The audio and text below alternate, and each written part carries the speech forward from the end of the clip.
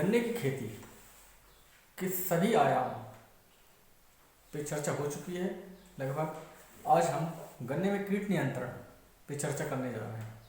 गन्ने में जो प्रमुख कीट हैं, सबसे अधिक दीमक नुकसान पहुंचाती है। उसके बाद दूसरा हम कहें तो अर्ली सूट बोरर यानी अग्रतना बेधक भी एक बहुत ही नुकसानदायक कीट है। तीसरा है सूट बोरर, यह तने को क्षति पहुंचाता है। चौथा है कंसुआ। इस तरीके से हम कहें तो एक एक कीट के बारे में विस्तृत चर्चा करनी होगी और सभी जब समेकित प्रबंधन करेंगे, देखेंगे, तभी हमें गन्ने की सही फसल प्राप्त हो सकती है। चौथा है पपड़ी कीट, पांचवा है पायरिल्ला और छठवा चेपा कीट है। और सातवां यदि हम कहें तो सफ़ेद मक्खी भी आजकल गन्ने में बहुत अधिक नुकसान पहुंचा रही है। तो सर्वप्रथम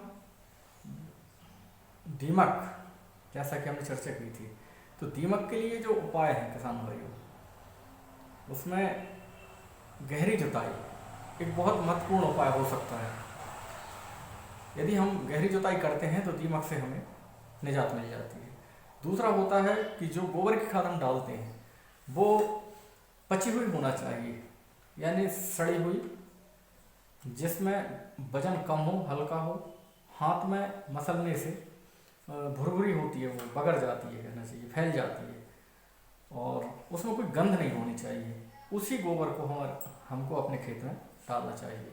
यदि हम इस प्रकार का गोबर डालेंगे खेत में तो हमें दीमक से सुरक्षा मिल सकती है। अन्यथा यदि अधपका गोबर की खाद जो हम डाल देते हैं या सीधे जो फसल अवशेष डाल देते हैं तो उससे बहुत अधिक दीमक प्रभावित होती है और वो नुकसान पहुंचाती है। ये देखिए किसान भाइयों, ये गन्ने में उभरी हुई जो मिट्टी दिख रही है, ये दीमक के घर हैं, ये दीमक के बच्चे हैं, कैटरपिलर, और ये दीमक से प्रभावित फसल। दूसरा जो कीट है वो अग्रतना बेधक यानी अर्ली सूट बोरर, अंकुरण के पश्चात और गठान बनने से पहले, खासकर जो फरवरी माह में या बसंतकालीन जो गन्ना लगाया जाता है उसमें इसका विशेष तौर पे बहुत ज़्यादा असर होता है, ये नुकसान पहुंचाता है। आप देखेंगे कि जो लगभग 1 फीट की जो फसल होती है उसका जो बीज का पोंगा बोलते हैं अपन जिसको, वो निकलता है, वो कई बार सूखा मिलता है। तो उसमें आप समझ जाएं कि इसमें अर्ली सूट बोरर की शिकायत है। इसके बाद आता है सूट बोरर। सूट बोरर में क्या होता है, ये तने में बीच में छेद कर देता है, जिससे उस गन्ने की फसल की जो बढ़वार है वो रुक जाती है और उधर से कण निकल आते हैं, उसको जो प्रॉपर ग्रोथ होती है वो नहीं मिल पाती है। ये किसान भाइयों अग्रतना बेधक चित्र में आप देख रहे हैं, ये सूट बोरर और उससे प्रभावित फसल। देखें इसका पोंगा सूख गया है। तीसरा पपड़ी कीट जो है, उसके लिए किसान भाइयों जो प्रभावित हिस्से होते हैं, गन्ने की जो निचली पत्तियां होती हैं, यदि उसमें पपड़ी कीट लगा हुआ है तो वो पत्ती हटा देनी चाहिए। और यदि बहुत अधिक रोगग्रस्त पौधे हैं पपड़ी कीट से तो वो पौधों को भी नष्ट करना ही इसका उपाय हो सकता है। रासायनिक नियंत्रण में यदि हम इस पे जाएं तो इसमें इंडोसल्फान जो पाउडर है उसका छिड़काव कर सकते हैं, और शेलक्रॉन, क्लोरोपाइरीफास, इन का स्प्रे यदि हम करें तो पपड़ी कीट से भी निजात मिल जाती है।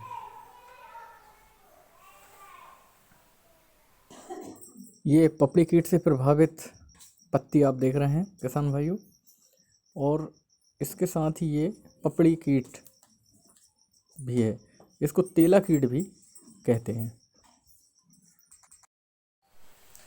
किसान भाइयों, सबसे ज़्यादा नुकसान यदि कोई कीट पहुंचाता है वो है पायरिल्ला।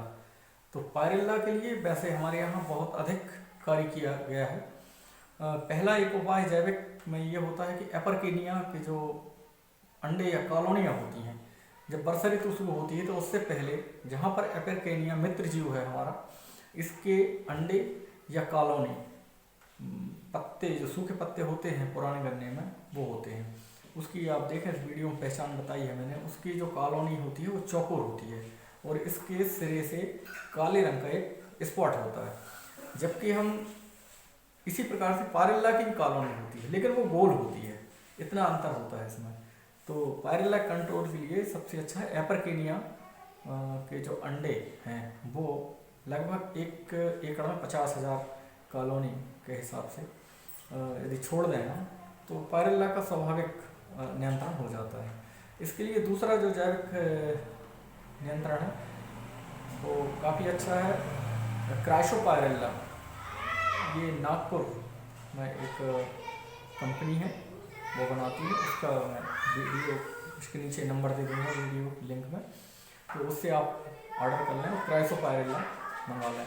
1 एकड़ में लगभग 4 पैकेट क्राइसोपायरिल्ला के जो अंडे होते हैं वो हम यदि लगा दें, स्टेपल कर दें पत्तियों में, तो पायरिल्ला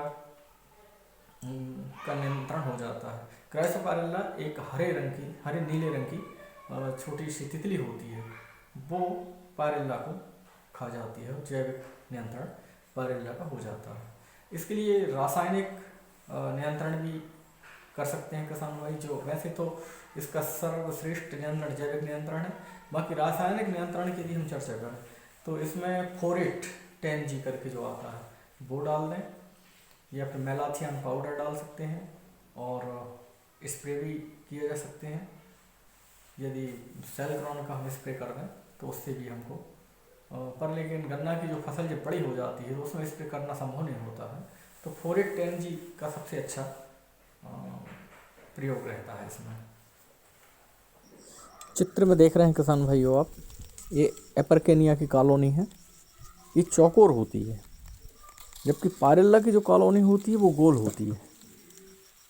ये आपकी पहचान के लिए मैंने बताया। ये देखें, ये पत्ती के एक सिरे पे जो कॉलोनी होती है उस पर आप देखें काले रंग का एक स्पॉट बना हुआ होता है, ये एपरकेनिया कॉलोनी होती है। ये बहुत ही अच्छा काम करता है पायरिल्ला के लिए किसान भाइयों। लगभग मैं आपसे कहूँ 20 साल पहले हमारे कृषि विभाग ने इसको बाहर से बुलाया था और करीब 10 साल पहले मैं कहूँगा करेली से लेके मैं ये पत्तियाँ लेके आया था, एक गट्ठा बांध के पूरा, और अपने गन्ने में प्रतिस्थापित किया था। तब से आज तक वो अपनी सेवाएं दे रहा है। केमिकल तो पायरिल्ला में कम से कम बिल्कुल ना डालें आप किसान भाइयों, क्योंकि वो 15 दिन या 20 दिन ही काम करता है, जबकि ये एपरकेनिया लॉन्ग लाइफ होता है। इसको आपने एक बार लगा दिया तो लगातार काम करता है। आप देखें इसमें जैसे मल्चिंग यदि हम करते हैं तो इसको फिर लगाने की ज़रूरत भी नहीं पड़ती है, वो ऑटोमेटिक जैसे ही पहली बारिश होती है और वो एक्टिव हो जाता है। और जहाँ नहीं है, नई फसल है या नूरपा गन्ना है, उधर ज़रूर आप ये कॉलोनियाँ ले जाके सूखी पत्ती या गीली पत्ती जिन पे ये एपरकेनिया कॉलोनी है, इसको ले जाके, और लगभग आप 1 एकड़ के लिए 50,000 अंडे की आवश्यकता होती है। और आप देखें इस वीडियो में आगे, ये सूखी पत्ती इस टाइप से ऐसे लगा देनी चाहिए। ये जब बारिश होगी और जब पायरिल्ला एक्टिव होगा तो ये भी अपने आप एक्टिव होकर और ये काम करने लगता है। अभी पिछले वर्ष हमारे यहाँ से छत्तीसगढ़ भी इसको भेजा गया है एपरकेनिया को। इसके बाद किसान भाइयों सफ़ेद मक्खी वाइट फ्लाई भी आजकल बहुत अधिक फसलों को प्रभावित कर रही है। कारण ये है कि हम जो ग्रीष्म ऋतु में गहरी जुताई करते थे और खेत खाली छोड़ देते थे तो उससे इसका नियंत्रण हो जाता था, लेकिन आजकल क्या है, सतत कृषि कार्य जारी हैं।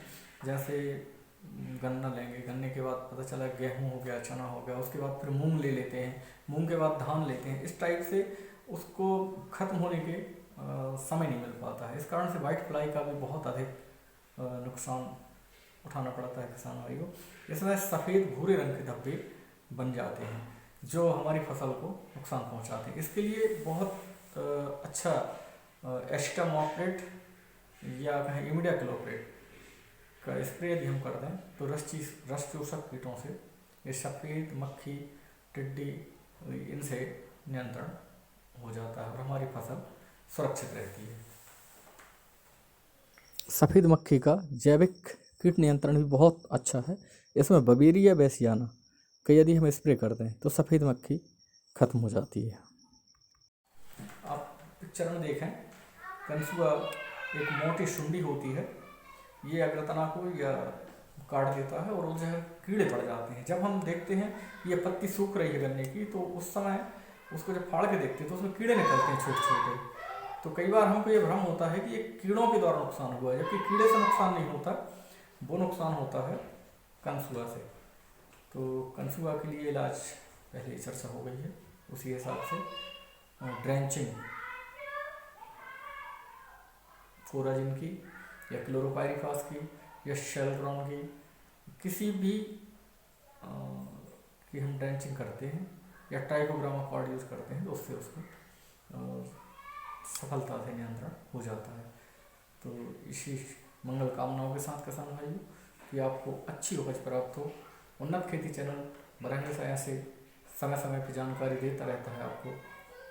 आगे भी एक एक रोग के ऊपर, जो रोग जब फसल पे आएगा उस समय नया वीडियो बना के आपको और तत्काल पूरे नियंत्रण की जानकारी दे दी जाएगी।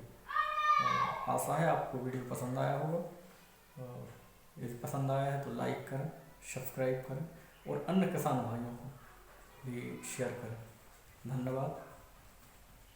जय जवान जय किसान।